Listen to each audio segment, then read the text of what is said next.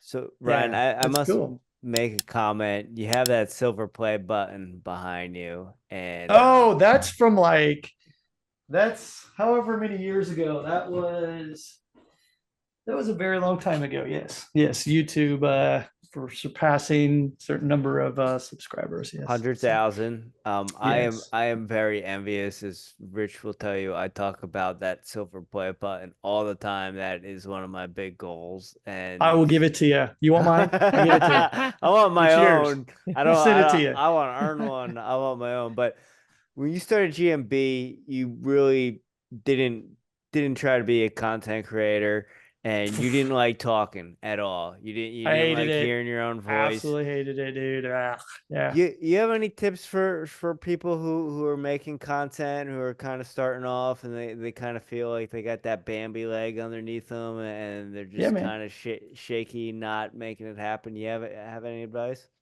Oh, you betcha. And so the thing is, so we've got what's called the apprenticeship. GMB apprenticeship is our where we create our trainers, and it's 3 to 4 month long ordeal. And we actually talk about this, and I talk about in there because it's not just about helping them to be able to teach GMB. It's actually helping them to create their brand, their business, and the advice is this: be you. That's all there is. Don't try to be somebody else. But the other advice I give is to look at it like you're learning a new language.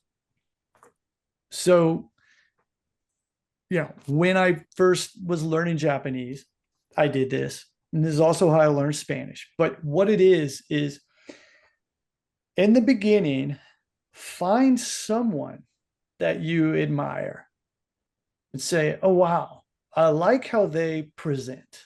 I like how they speak, whatever. And then start to copy them and start to think, okay, not word for word or anything like that, but just like, why do you admire that person? Start to feel that, start to be that way. Okay.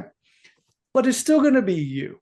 Okay. It's got to be real. I'm not trying to say be fake, but by using that as an example, it would actually help to bring those nerves down a bit. And then you just practice and you talk about the things that you're good at talking about. And by doing that, it just becomes natural. Now, when we first started off in GMB, you said it. I just was so nervous in front of the camera. I hated being in front of the camera. There were certain words and phrases that I used that Andy and Jarlo would help me and say, "Hey, man, you need to stop saying that." This was also because at that time I wasn't speaking a whole lot of English, so I was still like, because I had two gyms in Japan and I only spoke in Japanese, so it was teaching all in Japanese, and so my English was like all over the place. But what I'm getting at though is, okay, find your voice, I guess what I'm trying to say. But the only way to do that is just like when you're learning a language, you just don't come out of the womb speaking. You mimic and you imitate others until you get a grasp of that. And then later it starts becoming your own voice. And so, again, that is one way that you can look at it. But the other is this, and it's like everything else out there. The more of the thing you do, the more comfortable you get at it. And that's it.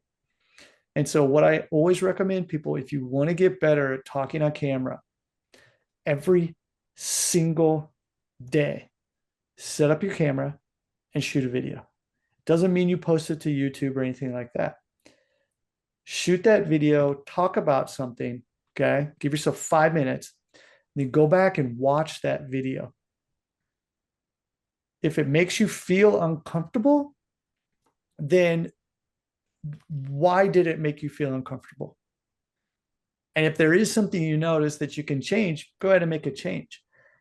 But the other thing is this: you're never going to feel comfortable listening to your own voice. So the faster you can get comfortable listening to your own voice means the more comfortable you're going to be in front of the camera. So the other bit of advice I give to some people is that you're not talking to the world, you're talking to a single person, and you're making this video because you want to help that person. That's it. And if you can think about that, if you're coaching a group of 20 kids, talk to them as if you're talking to a single kid and you want them so badly to get better.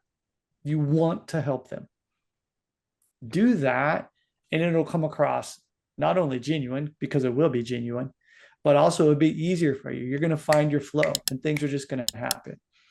And so now that's just what I do is, when I'm talking to right now the camera, I mean, I'm talking to you two, but I know other people are listening. But it's, we're just having a conversation.